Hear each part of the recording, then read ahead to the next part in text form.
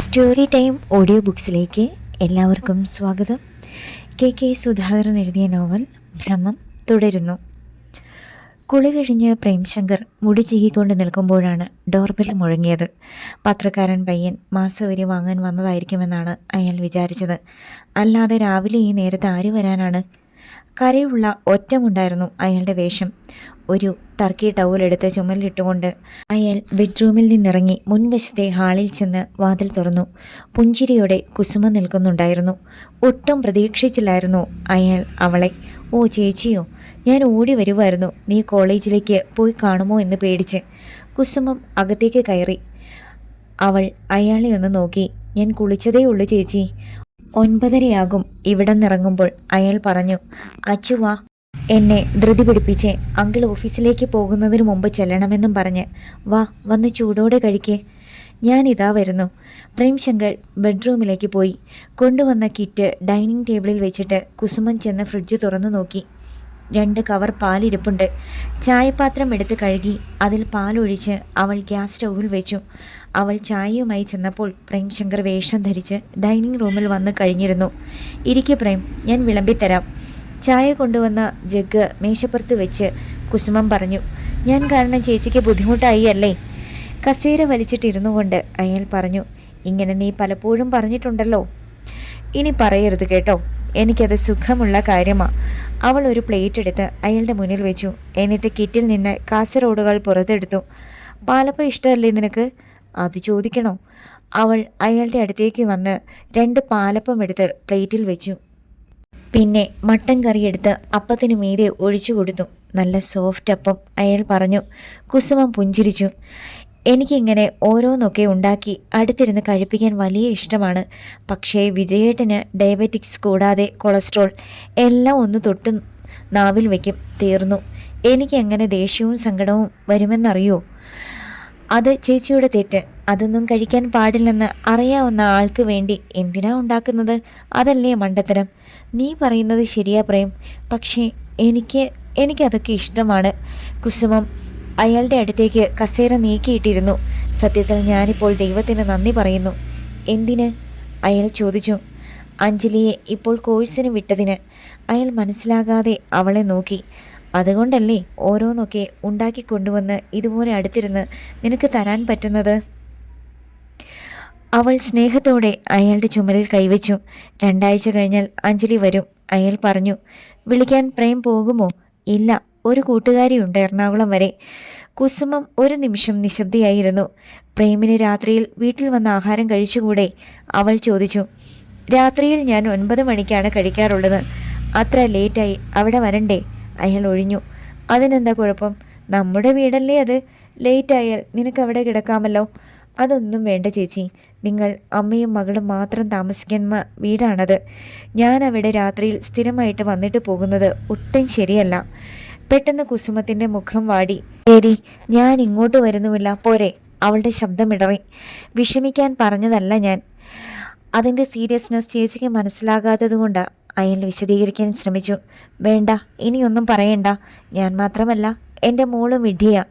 നാട്ടുകാർ എന്തെങ്കിലും പറയുമെന്നുള്ള കാര്യം അവളും ഓർത്തില്ല. അവളാ രാവിലെ എന്നെ നിർബന്ധിച്ചു വിട്ടത്. പതിവായി അങ്കിൾ ഹോട്ടലിൽ നിന്ന് കഴിച്ചാൽ വയർ കേടാകുമെന്ന് പറഞ്ഞത്." കുസുമത്തിൻ്റെ കണ്ണുകൾ നിറഞ്ഞു. "ചേച്ചി, ഞാൻ പറഞ്ഞത് അബദ്ധമായി പോയതുപോലെ." പ്രേംശങ്കർ ഇരുന്നു. "പിണങ്ങണ്ട, ഞാൻ വരാം. സൗകര്യം കിട്ടുമ്പോഴൊക്കെ പോരെ?" അയാൾ അവളുടെ കയ്യിൽ പിടിച്ചു. "പിണക്കമല്ല പ്രേം, നീ ഞങ്ങളെ വെറും അന്യരെ പോലെ കണ്ടല്ലോ എന്നോർത്തപ്പോൾ." "ഞാൻ അങ്ങനെയൊന്നും വിചാരിച്ചില്ല. എനിക്ക് തോന്നിയത് ഞാൻ പറഞ്ഞുവെന്നേയുള്ളൂ. നമ്മുടെ നാട്ടിലെ ആളുകളെക്കുറിച്ച് ഞാൻ പ്രത്യേകിച്ച് പറയണ്ടല്ലോ." അയാൾ ഒരു അപ്പം കൂടി എടുത്തു. "അതും ശരിയാണ്. പക്ഷേ ഞങ്ങളുടെ വീട്ടിൽ പ്രേം എപ്പോൾ വന്നാലും വിജയേട്ടൻ അത് കാര്യമാക്കത്തില്ല. നമ്മളത് നോക്കിയാൽ പോരെ?" "എന്നാണ് അച്ചുവിൻ്റെ റിസൾട്ട് അറിയുന്നത്?" പെട്ടെന്ന് പ്രേം വിഷയം മാറ്റി. "ഈ ആഴ്ച അവസാനം. പക്ഷേ അവൾക്കതിൻ്റെ ടെൻഷനൊന്നുമില്ല. നന്നായി എഴുതിയിട്ടുണ്ടാവും. റിസൾട്ട് വരട്ടെ, അപ്പോഴറിയാം. എന്തായാലും തീരെ മോശം മാർക്കായിരിക്കില്ല. വേണ്ടാത്ത പണികളൊക്കെ കയ്യിലുണ്ടെങ്കിലും പഠിക്കുന്ന കാര്യത്തിൽ അവൾ വിട്ടുവീഴ്ച ചെയ്യാറില്ല." കുസുമ ഒരു ഗ്ലാസ്സിലേക്ക് ചായ പകർന്ന് അയാൾക്ക് കൊടുത്തു. "ഡിഗ്രിക്ക് കോളേജിൽ ചേരാൻ പോകുമ്പം പ്രേം കൂടി ഞങ്ങളുടെ കൂടെ വരണേ," അവൾ പറഞ്ഞു. "വരാം. വിജയേട്ടൻ്റെ കുറവ് നികത്തേണ്ടത് ഇനി പ്രേമാണ്. നിന്നെ മനസ്സിൽ കണ്ടുകൊണ്ട് മാത്രമാണ് ഞാൻ ഇവിടെ വീട് വെച്ചത്. അയാൾ ചായ എടുത്ത് കുടിച്ചു. ഒരപ്പം കൂടി കഴിക്ക്, അവൾ പറഞ്ഞു. മതി ചേച്ചി. കറി നന്നായില്ല അല്ലേ? സംശയത്തോടെ അവൾ ചോദിച്ചു. നല്ല മട്ടൻ കറി, തേങ്ങാപ്പാൽ ഒഴിച്ചുണ്ടാക്കിയതിൻ്റെ ടേസ്റ്റ് ഒന്ന് വേറെയാണ്. എങ്കിലും ഒന്നുകൂടി കഴിക്കേ. കുസുമത്തിൻ്റെ നിർബന്ധപ്രകാരം അയാൾക്ക് ഒരപ്പം കൂടി കഴിക്കേണ്ടി വന്നു. ബാക്കിയുള്ളത് ഫ്രിഡ്ജിൽ വെച്ചേക്കട്ടെ.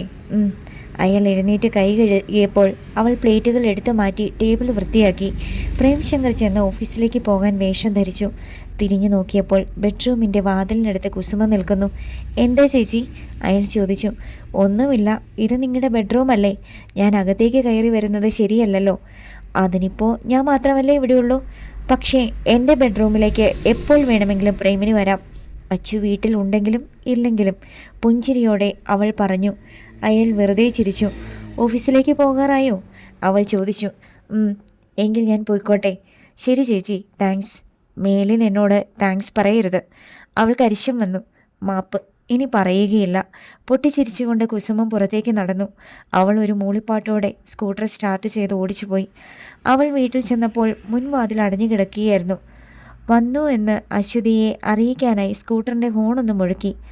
അവൾ അത് കേട്ട് കാണുമെന്ന് വിചാരിച്ച് കുസുമ 1 മിനിറ്റ് സിറ്റൗട്ടിൽ കാത്തു നിന്നു. പക്ഷേ അശ്വതി വന്നില്ല. അവൾ ഡോർ ബെല്ല് 2 തവണ മുഴക്കി. എന്നിട്ട് പ്രയോജനമുണ്ടായില്ല. അച്ചു, അച്ചു, അവൾ നീട്ടി വിളിച്ചു. അശ്വതിയുടെ പ്രതികരണം ഒന്നുമില്ലാതെ വന്നപ്പോൾ കുസുമത്തിൻ്റെ ഉള്ളൊന്നാളി. പക്ഷേ പെട്ടെന്ന് അവൾ വന്ന് വാതിൽ തുറന്നു. മമ്മി വന്നിട്ട് കുറേ നേരമായോ? ഞാൻ കുളിക്കുകയായിരുന്നു. കുസുമ അവളെ ഒന്ന് നോക്കി. കുളി കഴിഞ്ഞ് അവൾ വേഷം മാറിയിരിക്കുന്നു. പതിവില്ലാത്തതാണല്ലോ ഈ നേരത്തെ ഒരു കുളി. എന്താ, പീരിയഡ്സ് ആയോ? കുസുമം തിരക്കി. ഇല്ല, പിന്നെന്താ ഈ നേരത്ത്? ഒന്നുമില്ല മമ്മി. എന്നും വിചാരിക്കും ഷാമ്പൂ ചെയ്യണം മുടിയെന്ന്. എന്നും പക്ഷെ മറക്കും. കുറച്ചു മുമ്പേ ഓർമ്മ വന്നപ്പോൾ ഞാനങ്ങ് കുളിച്ചു. കുസുമം പിന്നെ ഒന്നും ചോദിച്ചില്ല. അശ്വതി മെല്ലെ സ്റ്റെയർ കേസ് കയറി മുകളിലോട്ട് പോയി. ചുളിഞ്ഞ ബെഡ്ഷീറ്റ് കണ്ടപ്പോൾ അവളൊന്നും ഞെട്ടി. മമ്മി കയറി വന്ന് നോക്കിയിരുന്നെങ്കിൽ. വാതിലടിച്ച് അവൾ ബെഡിലെ ഷീറ്റ് മാറ്റിയിട്ട് വേറൊന്ന് അലമാരയിൽ നിന്നെടുത്ത് വിരിച്ചു. എന്നിട്ട് അവൾ അഴിച്ചിട്ട ഉടുപ്പുകളും മാറ്റിയ ബെഡ്ഷീറ്റും ബക്കറ്റിലെ വെള്ളത്തിൽ മുക്കി വെച്ചു. അവൾ പിന്നെ മൊബൈലെടുത്ത് സുമേഷിനെ വിളിച്ചു. നീ ഷോപ്പിലെത്തിയോ? ശബ്ദം താഴ്ത്തി അവൾ ചോദിച്ചു. 10 മിനിറ്റായി. നിന്റെ മമ്മി വന്നോ? ദാ ഇപ്പോഴെത്തിയേ ഉള്ളൂ. നീ എന്തൊരു പെർഫ്യൂം അടിച്ചുകൊണ്ട് വന്നേ? എൻ്റെ ഉടുപ്പും ദേഹവും എല്ലാം അതിൻ്റെ മണമായിരുന്നു. ഞാൻ പിന്നെ കുളിച്ചു. എടി, അതൊരു ഫ്രഞ്ച് പെർഫ്യൂമാ. ഷോപ്പിൽ വന്ന ഒരു കസ്റ്റമർ തന്നതാ, അവൻ പറഞ്ഞു. ആണോ? പെണ്ണോ? പെണ്ണ്. പക്ഷേ 55 വയസ്സെങ്കിലും കാണും. അവരുടെ മോൻ്റെ പ്രായമാണ് എനിക്കെന്ന് പറഞ്ഞു. ശരി ശരി, ഇനി ഈ വക മണവും അടിച്ച് എൻ്റെ അടുത്ത് വരല്ലേ. മമ്മിക്ക് വല്ല സംശയവും ഉണ്ടായാൽ ഈ കള്ളക്കളി അതോടെ തീരും. വരുന്നതിന് മുമ്പ് സോപ്പ് തേച്ച് കുളിക്കുന്നതിൽ കുഴപ്പമുണ്ടോ? ഈ സോപ്പിൻ്റെ മണം നിന്നെ പേടിപ്പിച്ചാലോ? പോടാ, അവൾ ചിരിച്ചു. ഡിന്നറിനുള്ള വിഭവങ്ങളെല്ലാം 7 മണിയാകും മുമ്പേ മരിയ റോസും ട്രീസയും കൂടി തയ്യാറാക്കി വെച്ചു. ഫ്രൈഡ് റൈസ്, ഇടിയപ്പം, ചപ്പാത്തി, ഇഷ്ടമുള്ളത് കഴിക്കട്ടെ. കൂടാതെ ബീഫ് ഉലർത്തിയത്, കോഴി നാടൻ രീതിയിൽ കറി വെച്ചത്, താറാവ് റോസ്റ്റ്, കരിമീൻ പൊള്ളിച്ചത്, വെജിറ്റബിൾ സാലഡ്. ഇതെല്ലാം കൂടി പുള്ളി കഴിക്കുമോ? ട്രീസ സംശയം ചോദിച്ചു. ഇഷ്ടമുള്ളതെടുത്ത് കഴിക്കാൻ വേണ്ടിയല്ലേ. വയറ് നിറയെ കഴിക്കാതിരിക്കുന്നതാ നല്ലത്, ട്രീസ പറഞ്ഞു. അതെന്താ? ട്രീസ ഒന്ന് ചിരിച്ചു. അവൾ പറഞ്ഞതിൻ്റെ അർത്ഥം അപ്പോഴാണ് മരിയയ്ക്ക് പിടികിട്ടിയത്. കഴിച്ചത് ദഹിപ്പിച്ചിട്ടല്ലേ നമ്മൾ വിടൂ? ട്രീസ വീണ്ടും ചിരിച്ചു. ഞാൻ കുളിച്ചിട്ട് വരാം, മരിയ പറഞ്ഞു. എന്ത് ഡ്രസ്സാണ് ഇടുന്നത്? തീരുമാനിച്ചില്ല. കഴിഞ്ഞ മാസം നമ്മൾ എറണാകുളത്ത് പോയപ്പോൾ മാളിൽ നിന്ന് മേടിച്ച ആ വൈറ്റ് ടോപ്പ് നല്ലതല്ലേ? അപ്പോഴാണ് മരിയയ്ക്ക് അതേക്കുറിച്ച് ഓർമ്മ വന്നത്. ഇതുവരെ അത് കവറിൽ നിന്നെടുത്ത് നോക്കിയത് പോലുമില്ല. ട്രേസിയുടെ സജഷൻ കൊള്ളാം, അത് തന്നെ മതി. മരിയ ബെഡ്റൂമിലേക്ക് ചെന്ന് കബോർഡ് തുറന്നു നോക്കി. ഉപയോഗിച്ചിട്ടില്ലാത്ത പുതിയ ഡ്രസ്സ് മാത്രം സൂക്ഷിക്കുന്ന കള്ളിയിൽ നിന്ന് അവൾ ആ വലിയ കവർ എടുത്തു. അന്ന് 4-5 ജോഡി നൈറ്റ് ഡ്രസ്സ് വാങ്ങിയിരുന്നു.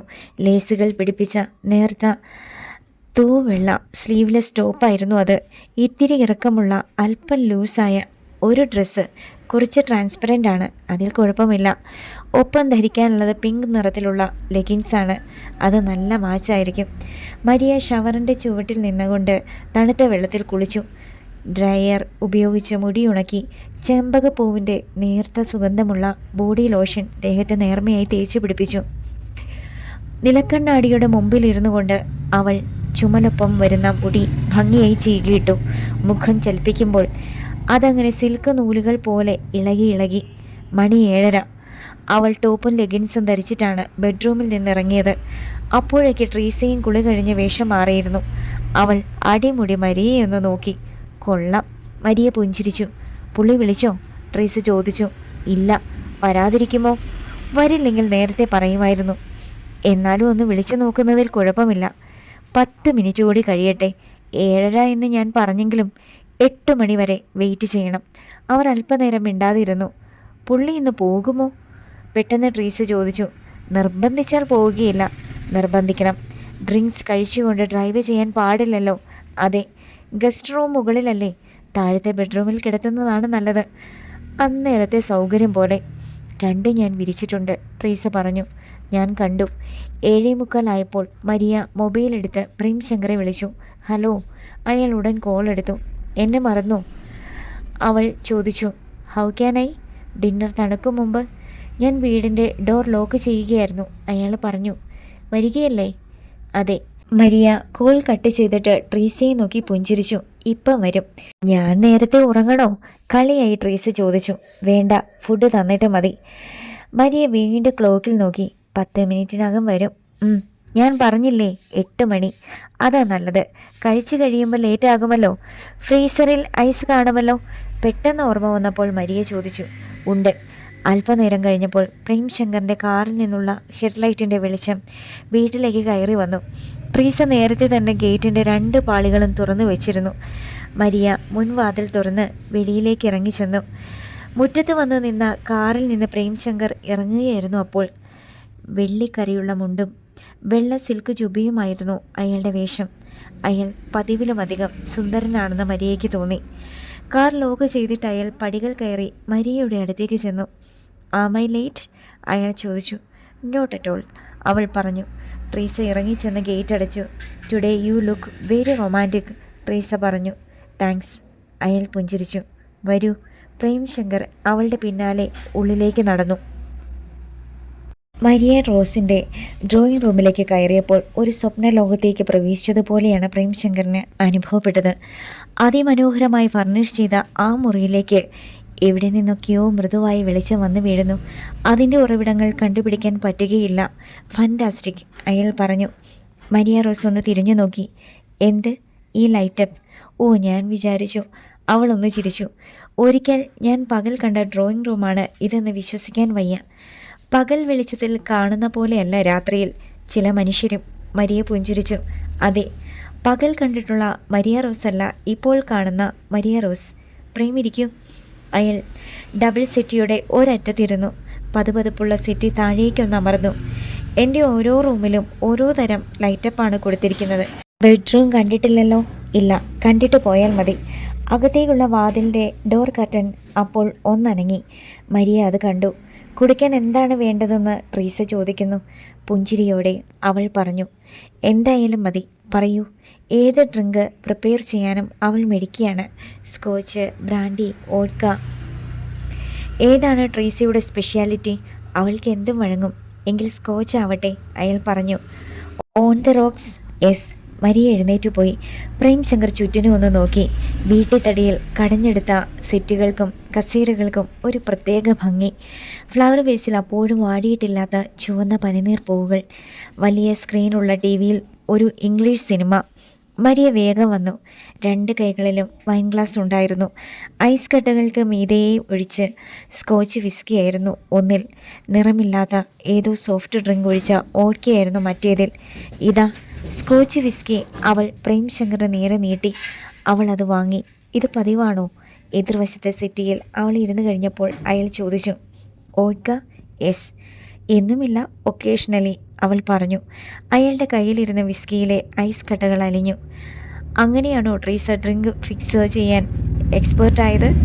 പുഞ്ചിരിയോടെ അയാൾ ചോദിച്ചു. ട്രീസ ഒരു ബഹുമുഖ പ്രതിഭയാണ്. She is not my servant but companion. Maria ഒരു കവൾ വോഡ്ക കുടിച്ചു. പ്രേംശങ്കറും അല്പം വിസ്കി കഴിച്ചു. നല്ല രുചിയുള്ള മദ്യമായിരുന്നു അത്. മരിയയ്ക്ക് ഇതൊക്കെ എവിടെ നിന്ന് കിട്ടുന്നു എന്ന ന്യായമായൊരു സംശയം അപ്പോൾ മനസ്സിലുയർന്നു. പക്ഷേ ചോദിക്കുന്നത് മര്യാദയല്ലല്ലോ. ട്രീസ അപ്പോൾ വലിയ ഒരു ട്രേ ഇരു കൈകൾ കൊണ്ടും പിടിച്ച് വാതിൽ തിരശ്ശീല മാറ്റി കടന്നു വന്നു. ട്രേയിൽ 2 വെള്ള ബൗൾസ് ഉണ്ടായിരുന്നു. ഒന്നിൽ വറുത്ത കൊഞ്ചും മറ്റേതിൽ റോസ്റ്റ് ചെയ്ത കശുവണ്ടിയും. ട്രേ അവൾ ടീപ്പോയിൽ വെച്ചിട്ട് ഒന്ന് നിവർന്നു നിന്നു. അവളുടെ ചുണ്ടുകളിൽ ഒളിപ്പിച്ചു വെച്ച ഒരു ചിരിയുണ്ടെന്ന് അയാൾക്ക് തോന്നി. ട്രീസയ്ക്ക് അറിയില്ലേ പ്രേം സാറിനെ? മരിയ അവളോട് ചോദിച്ചു. ഓർമ്മയുണ്ട്, അന്നൊരിക്കൽ വന്നിരുന്നല്ലോ, ട്രീസ പറഞ്ഞു. ഞാൻ കരുതി നീ മറന്നു കഴിഞ്ഞുവെന്ന്. ചിരിയോടെ നിന്നതേ ഉള്ളൂ അവൾ. സാറിന് ഒരു ഡ്രിങ്ക് കൂടി വേണം ഇത് തീരുമ്പോൾ, മരിയ പറഞ്ഞു. തലയൊന്ന് കുലുക്കിയിട്ട് ട്രീസ പോയി. പാവമാണ്, കാര്യമായിട്ട് ബന്ധുക്കളൊന്നുമില്ല, മരിയ പറഞ്ഞു. കണ്ടിട്ട് അത്ര പാവമാണെന്ന് തോന്നുന്നില്ല. അത്ര പാവമല്ല, അത്യാവശ്യം വഷളത്തരങ്ങൾ കയ്യിലുണ്ട്. മരിയ കുലുങ്ങി ചിരിച്ചു. പ്രേമിൻ്റെ ക്ലാസ് ഒഴിഞ്ഞപ്പോഴേക്ക് ട്രീസ രണ്ടാമത്തേതുമായി വന്നു. ഫുഡ് റെഡിയാണ്, അവൾ അറിയിച്ചു. വരാൻ ട്രീസ, ഒരു 10 മിനിറ്റ്, മരിയ പറഞ്ഞു. അവൾ പോയി. വീട്ടിൽ ഒറ്റയ്ക്ക് എങ്ങനെയാണ് പ്രേം സമയം കളയുന്നത്? ആരോടും ഒന്നും മിണ്ടാൻ പോലുമില്ലാതെ? മരിയ ചോദിച്ചു. ഒപ്പം ആരുമില്ലെങ്കിലും ഇക്കാലത്ത് ഏതു നേരത്തും ആരോടും സംസാരിക്കാൻ പറ്റുമല്ലോ. ശരിയാണ്, പക്ഷെ ഞാൻ ഉദ്ദേശിച്ചത് ലോൺലിനെസ് ആണ്. അത് പുതിയ ഒരു അനുഭവമായിരുന്നു. But I enjoy that kind of secluded life, അയാൾ പറഞ്ഞു. ഒരു നിമിഷം പോലും എനിക്കങ്ങനെ പറ്റില്ല. That depends, men are different and women also, അവൾ പറഞ്ഞു. അവർ സംസാരിച്ചിരിക്കെ ക്ലോക്കിൻ്റെ സൂചി 8:30 മണി കാണിച്ചു. ഇനി കഴിക്കാം. കാലിയായ ഗ്ലാസുകൾ ടീപ്പോയിന്മേൽ വെച്ചിട്ട് 2 പേരും എഴുന്നേറ്റു. മരിയയോടൊപ്പം അയാൾ ഡൈനിങ് റൂമിലേക്ക് ചെന്നു. മേശപ്പുറത്ത് പല പ്ലേറ്റുകളിലായി വ്യത്യസ്ത വിഭവങ്ങൾ ട്രീസ ഭംഗിയായി നിരത്തി വെച്ചിട്ടുണ്ടായിരുന്നു. ചിക്കൻ വളരെ കോമൺ അല്ലേ, അതുകൊണ്ട് പ്രേം സാധാരണ കഴിക്കാത്തത് മതിയെന്ന് ഞാൻ തീരുമാനിച്ചു. ബീഫുമുണ്ട്, പോർക്കുമുണ്ട്. വിരോധമില്ലല്ലോ, അവൾ ചോദിച്ചു. ഒരു വിരോധവുമില്ല. സന്തോഷമോ? അതുമാത്രമേ ഉള്ളൂ, അവൾ ചിരിച്ചു. അടുത്തടുത്താണ് പ്രേംശങ്കറും മരിയയും കഴിക്കാനിരുന്നത്. പാലപ്പവും അരിപ്പുട്ടും ചപ്പാത്തിയുമുണ്ട്. ഇഷ്ടമുള്ളത് കഴിക്കാം, അവൾ പറഞ്ഞു. എല്ലാം എനിക്കിഷ്ടം. പറയാൻ മറന്നു, ഡക്കറിയുമുണ്ട്. എങ്കിൽ പാലപ്പത്തിൽ തുടങ്ങാം. രസകരമായി സംസാരിച്ചുകൊണ്ടാണ് അവർ ഭക്ഷണം കഴിക്കാൻ തുടങ്ങിയത്. 2 പേരുടെയും സഹായത്തിന് ട്രീസ അടുത്ത് തന്നെ നിന്നു. മണി 9 കഴിഞ്ഞു. ഇന്നിനി പ്രേം പോകണ്ട. ഭക്ഷണം കഴിച്ച് തീരാറായപ്പോൾ മരിയ പറഞ്ഞു. 9 ആയതല്ലേ ഉള്ളൂ, 5-10 മിനിറ്റ് ഡ്രൈവ്. പോകാൻ ഒരു ബുദ്ധിമുട്ടുമില്ല, അയാൾ പറഞ്ഞു. ഡ്രിങ്ക് കഴിച്ചിട്ടുണ്ട്, വിട്ടാൽ എനിക്ക് മനസ്സമാധാനം കിട്ടില്ല. ഏയ് ഡോണ്ട് ബി സില്ലി, ഞാനത്ര ചെറിയ കുട്ടിയൊന്നുമല്ലല്ലോ. തന്നെയുമല്ല 2 ലാർജ്, അതത്ര അധികവുമല്ല, അയാൾ വാദിച്ചു. അതുമാത്രമല്ല പ്രേം, ഞാനിവിടെ ഗസ്റ്റ് റൂം അറേഞ്ച് ചെയ്തിട്ടുണ്ട്. ട്രീസയുടെയും കൂടി നിർബന്ധമാണ്. സാറിനെ ഇന്ന് വിടണ്ട എന്ന്. ഞങ്ങൾ 2 സ്ത്രീകളുടെ റിക്വസ്റ്റ് തള്ളിക്കളയാൻ മാത്രം കഠിന ഹൃദയനല്ല പ്രേം, ആണോ? മരിയ ചോദിച്ചു. അപ്പോഴാണ് അവളുടെ മൊബൈൽ ഏതോ മുറിയിൽ ബെല്ലടിച്ചത്. മരിയ പെട്ടെന്ന് എഴുന്നേറ്റു. ട്രീസ, സാറിനൊരു സ്മോൾ കൂടി തയ്യാറാക്കി കൊടുക്ക്, ഞാനിപ്പോൾ വരാം. മരിയ എഴുന്നേറ്റ് നാപ്കിനിൽ വിരലുകൾ തുടച്ച് വൃത്തിയാക്കിക്കൊണ്ട് അടുത്ത മുറിയിലേക്ക് പോയി. ഇനി വേണ്ട ട്രീസ, പ്രേം പറഞ്ഞു. വേണ്ട, അതാണ് നല്ലത്, അവൾ അതിനോട് യോജിച്ചു. മരിയ ചെന്ന് മൊബൈൽ എടുത്ത് നോക്കി. അവൾ അറിയാതെ ഒന്ന് ഞെട്ടി. അഞ്ജലി കോളിംഗ്. ഹലോ. ഒന്ന് മടിച്ചിട്ട് അവൾ കോൾ എടുത്തു. പ്രേം പോയോ? അഞ്ജലി ചോദിച്ചു. അപ്പോൾ അവളോട് പറഞ്ഞിട്ടാണ് കള്ളൻ വന്നത്. ഇല്ല, ഡിന്നർ തീർന്നില്ലേ? മണി 9 കഴിഞ്ഞല്ലോ. തീരാറായി. പ്രേം കുറച്ച് സ്കോച്ച് കഴിച്ചിട്ടുണ്ട്. ഞാൻ പറയുകയായിരുന്നു ഇന്ന് പോകണ്ട, രാവിലെ പോയാൽ മതിയെന്ന്. രാത്രിയിൽ വണ്ടി ഓടിക്കുമ്പം ഏതെങ്കിലും പോലീസുകാരൻ കൈ കാണിച്ചാൽ അത് നേരാ. ഇന്ന് വിട്ടില്ലേലും കുഴപ്പമില്ല, അഞ്ജലി പറഞ്ഞു. ഞാൻ പറഞ്ഞിട്ട് അനുസരിക്കുന്ന മട്ടില്ല. ഞാൻ പറയാം. ശരി ടീച്ചറെ, അടുത്ത സൺഡേ ഞാൻ അവിടെ എത്തുന്നുണ്ട്, പെട്ടെന്ന് അഞ്ജലി പറഞ്ഞു. ഇത്ര വേഗമോ? കൊള്ളാം. അവിടുന്ന് പോന്നിട്ട് മാസം 1 ആകുന്നു. ഫ്രൈഡേ ഫെയർവെൽ ലഞ്ച്, അന്നും പിറ്റേന്ന് ഷോപ്പിംഗ് ആൻഡ് ഹൗസ് വിസിറ്റ്. അഞ്ജുവിന് ഇവിടെ 1-2 റിലേറ്റീവ്സ് ഉണ്ട്. വന്നിട്ട് കാണാം. Good night. Good night teacher. Maria തിരിച്ചു ചെന്നപ്പോഴേക്ക് പ്രേംശങ്കർ എഴുന്നേറ്റ് കൈ കഴുകി കഴിഞ്ഞിരുന്നു. ആൾ കൊള്ളാമല്ലോ, അവൾ അയാളെ നോക്കി പറഞ്ഞു. എന്തേ? അയാൾ ചോദിച്ചു. ഇങ്ങോട്ട് വരുന്ന കാര്യം അഞ്ജലിയോട് പറഞ്ഞിരുന്നു അല്ലേ? അഞ്ജലിയാണ് വിളിച്ചത്. സേഫായിട്ട് തിരിച്ചു വിട്ടേക്കണേ എന്ന് പറയാൻ. Wives will have their own concerns. ചിരിച്ചുകൊണ്ട് അയാൾ പറഞ്ഞു. എന്നാലും ഹസ്ബൻഡാണെങ്കിലും വൈഫാണെങ്കിലും സ്വന്തമായി ചില സീക്രട്സ് ഉണ്ടാവണം എന്നാണ് എൻ്റെ പോളിസി.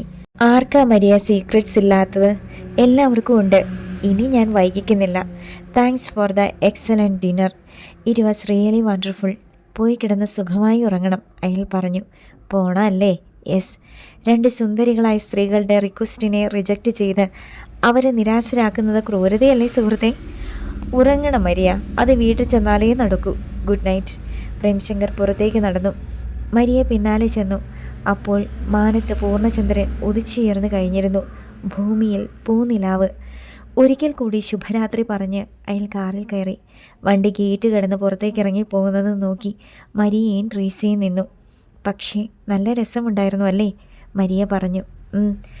അടക്കിയ ചിരിയുമായി ചെന്ന് ട്രീസ ഗേറ്റ് അടച്ചുപൂട്ടി. പിറ്റേന്ന് പ്രേംകുമാർ അയാളുടെ ഓഫീസ് മുറിയിൽ ഇരിക്കുമ്പോഴാണ് പ്യൂൺ രാഘവൻ കയറി വന്നത്. സാറിനെ വിളിക്കുന്നു. പ്രേം എഴുന്നേറ്റ് എക്സിക്യൂട്ടീവ് എഞ്ചിനീയർ ദിനേശ് പണിക്കരുടെ മുറിയിലേക്ക് ചെന്നു. പതിവില്ലാതെ ഗൗരവത്തിലായിരുന്നു അദ്ദേഹം. പ്രേം ഇരിക്കൂ. അയാൾ എതിർവശത്തുള്ള കസേരയിലിരുന്നു. എന്താ സാർ?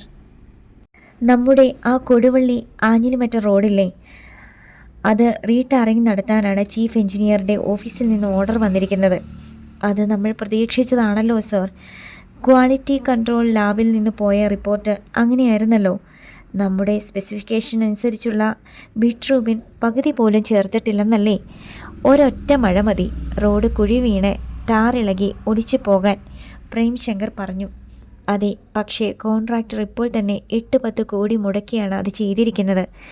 അതിൻ്റെ മീതെ വീണ്ടും ചെയ്യണമെങ്കിൽ 5 കോടിയെങ്കിലും ഇനിയും മുടക്കേണ്ടി വരും. പ്രേംശങ്കർ ഒന്നും മിണ്ടിയില്ല. പ്രേം അത് റിപ്പോർട്ട് ചെയ്തില്ലായിരുന്നെങ്കിൽ അയാൾക്ക് ആ നഷ്ടം വരില്ലായിരുന്നു എന്നാണ് കോൺട്രാക്ടർമാർക്കിടയിൽ പൊതുവെയുള്ള സംസാരം.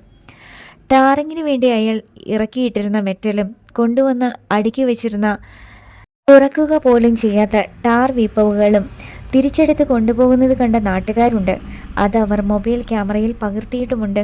നാളെ ഒരിക്കൽ എഞ്ചിനീയർമാർ ഒത്തുകളിച്ചതാണെന്ന പരാതി വന്നാൽ, Prem, what you did was the right thing. എൻ്റെ ഫുൾ സപ്പോർട്ടുണ്ട്. പക്ഷേ കോൺട്രാക്ടർ വെറുതെ ഇരിക്കുമെന്ന് വിചാരിക്കരുത്, ദിനേശ് പണിക്കർ മുന്നറിയിപ്പ് പോലെ പറഞ്ഞു. മേനാമ്പള്ളി സദാനന്ദനെ? അയാൾ ബിനാമിയല്ലേ? ദിനേശൻ കോൺട്രാക്ടറുടെ കാര്യമാണ് ഞാൻ പറഞ്ഞത്. അയാളെ സൂക്ഷിക്കണം. ചവിട്ടുകൊണ്ട പാമ്പാണ്. സാറിനോട് ഞാനിതുവരെ പറഞ്ഞില്ലെന്നേ ഉള്ളൂ. എൻ്റെ വൈഫിൻ്റെ ബന്ധുവാണ് അയാൾ. ഈ വഴിയിലും എന്നെ സ്വാധീനിക്കാനൊരു ശ്രമം നടത്തിയിട്ടുണ്ട്. അതെയോ? പ്രേം തനിച്ചല്ലേ വീട്ടിൽ? രാത്രിയിൽ ഒരു ജാഗ്രത വേണം, അത് പറയാനാണ് ഞാൻ. താങ്ക് യു സാർ, ഞാൻ ശ്രദ്ധിച്ചോളാം. എക്സിക്യൂട്ടീവ് എഞ്ചിനീയറുടെ മുറിയിൽ നിന്നും ഇറങ്ങുമ്പോൾ പ്രേം ശങ്കറിന് വലിയ പേടിയൊന്നും തോന്നിയില്ല. ദിനേശൻ കോൺട്രാക്ടർ തന്നെ എന്ത് ചെയ്യാനാണ്? അന്ന് രാത്രിയിൽ അഞ്ജനെ വിളിച്ചപ്പോൾ അയാൾ ഇക്കാര്യമൊന്നും അവളോട് പറഞ്ഞില്ല. പാവം പേടിച്ചു പോകും. പിറ്റേന്ന് രാവിലെ അശ്വതി അയാളെ വിളിച്ചു. 2-3 ദിവസം കൂടി കഴിഞ്ഞാൽ അഞ്ജലി ആൻറ്റി വരും അല്ലേ? അതെ, അതുവരെ ഇവിടെ നിന്ന് ബ്രേക്ക്ഫാസ്റ്റ് കൊണ്ടുവരും. എതിർപ്പ് പറയല്ലേ എന്ന്. അതെ, അയാൾ ചിരിച്ചു. ശരി, എതിർക്കുന്നില്ല. 1/2 മണിക്കൂറിനകം എന്നെ പ്രതീക്ഷിക്കാം, അവൾ പറഞ്ഞു. ശരി, ഞാനൊന്ന് കുളിക്കട്ടെ. 1/2 മണിക്കൂർ കഴിഞ്ഞപ്പോൾ അശ്വതി സ്കൂട്ടറിൽ വന്നു. അവൾ വണ്ടി ഗേറ്റിന് വെളിയിൽ നിർത്തിയിട്ട് ഇറങ്ങിച്ചെന്ന് അതിൻ്റെ ഒരു പാളി തുറന്നു വെച്ചു. അപ്പോഴാണ് സാമാന്യ ഒരു വലിയ കാർ വീടിന് മുൻപിൽ വേഗം കുറച്ച് വന്ന് നിന്നത്. അശ്വതി നോക്കാത്തത് കൊണ്ട് കാർ ഉടൻ തന്നെ പോവുകയും ചെയ്തു. അവൾ സ്കൂട്ടർ എടുത്ത് ഉള്ളിലേക്ക് ഓടിച്ചു പോയി. പോയ കാർ അല്പനേരം കഴിഞ്ഞ് വീണ്ടും വന്ന് അല്പം മാറി റോഡിൽ തന്നെ പാർക്ക് ചെയ്തു. അടുത്ത ഭാഗം നാളെ.